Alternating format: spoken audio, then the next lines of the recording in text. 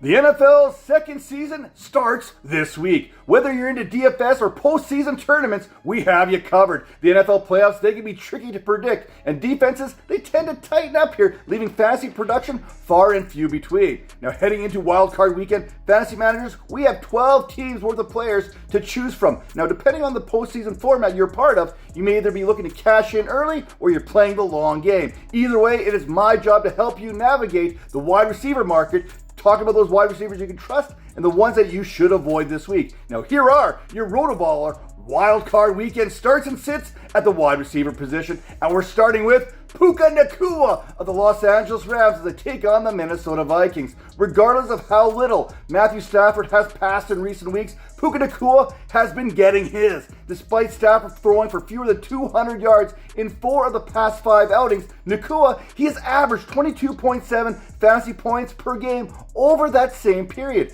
Since week number 13, Ngata has registered 42 receptions for 500 yards and a pair of touchdown grabs. This is over the same period in which Matthew Stafford in the passing game have been obsolete. The Rams offense, it runs through Kyren Williams and Ngata, whose 31.3% target share has led the NFL since week number 8.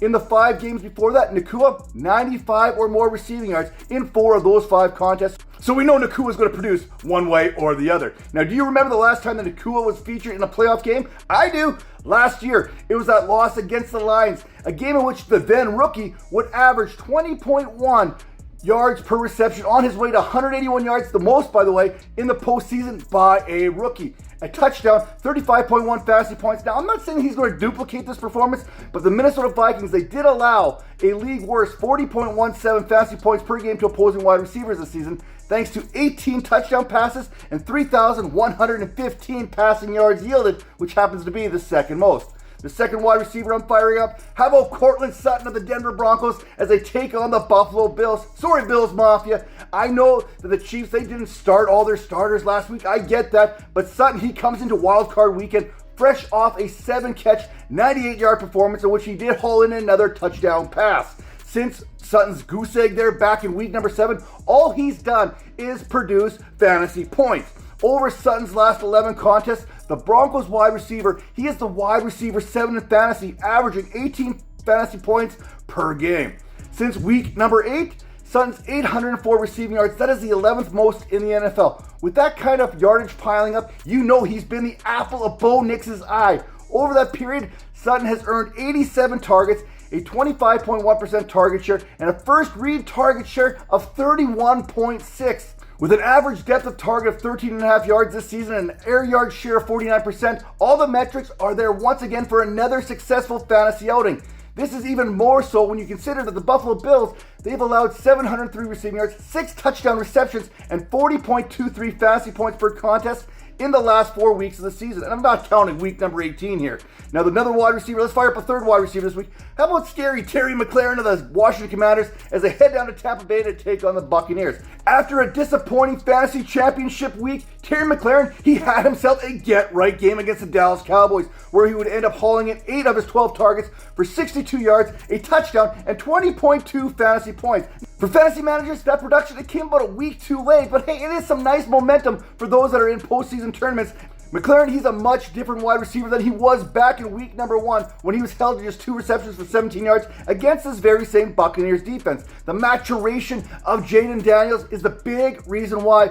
The reason why we saw McLaren haul in 13 touchdown receptions this season, a new Washington Commanders franchise record, and McLaren, he's also the only player in franchise history to record 75 receptions, 1,000 plus receiving yards, and 10 plus receiving touchdowns in a single season. Tampa Bay struggles against the pass. They are well documented this season. Through 17 contests, the Buccaneers secondary, it has been torched to the tune of 2,659 receiving yards on 231 receptions and 18 touchdown receptions against opposing wide receivers. That is about 36.1 fantasy points per game allowed to the position. That is the 7th most this season. Now, how about those wide receivers that I'm sitting this week? Those Wildcard Weekend football busts? It starts with Devonte Smith of the Philadelphia Eagles as they take on the Green Bay Packers. Smith's season, I guess some would consider it successful, considering the 3 games that he missed this season due to concussion. Now, in 13 contests in which he did play, Smith would go on to record 833 receiving yards on 68 receptions, 8 of which found himself in the end zone. Now, Smith's 15.3 fantasy points per game, that was the 16th most amongst wide receivers that suited up in at least 4 contests.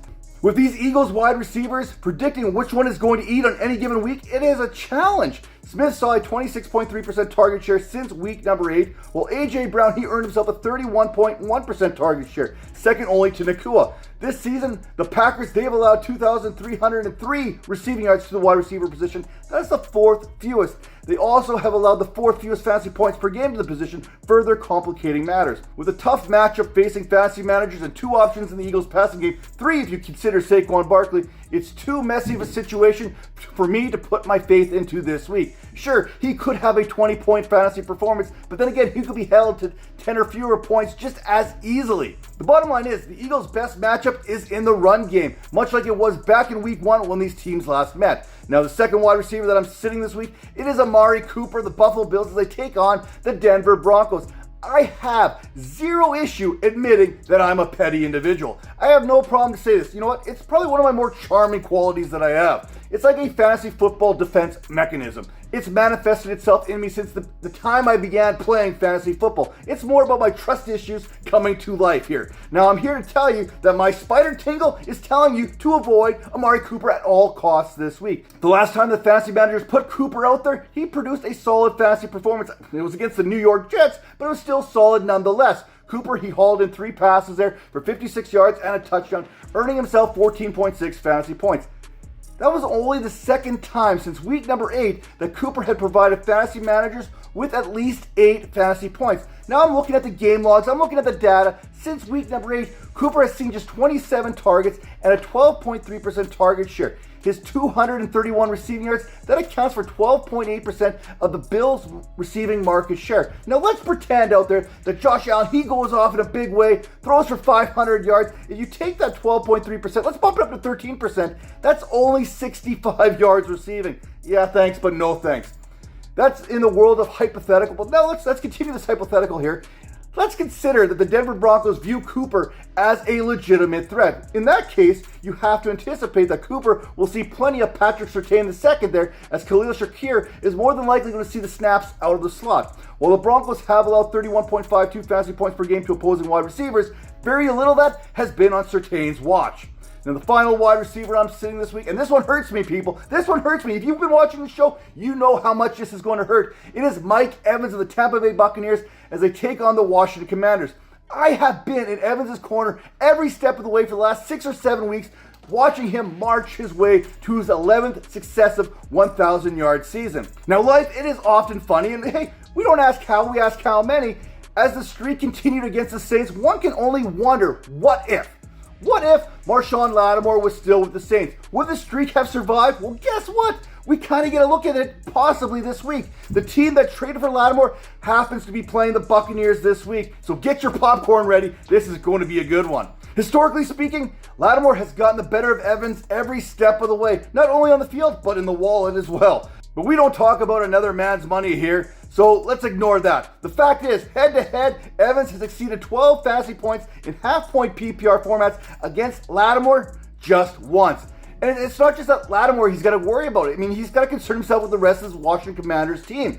They've been playing much better as a defense as of late. After early season struggles, they have since righted the ship and finished the season, allowing just 31.87 fantasy points per game.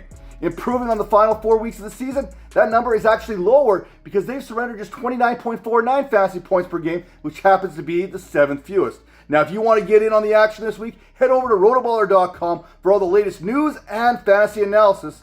And head over to RotoBaller's Discord channel where you'll catch me there 24/7. See you next time.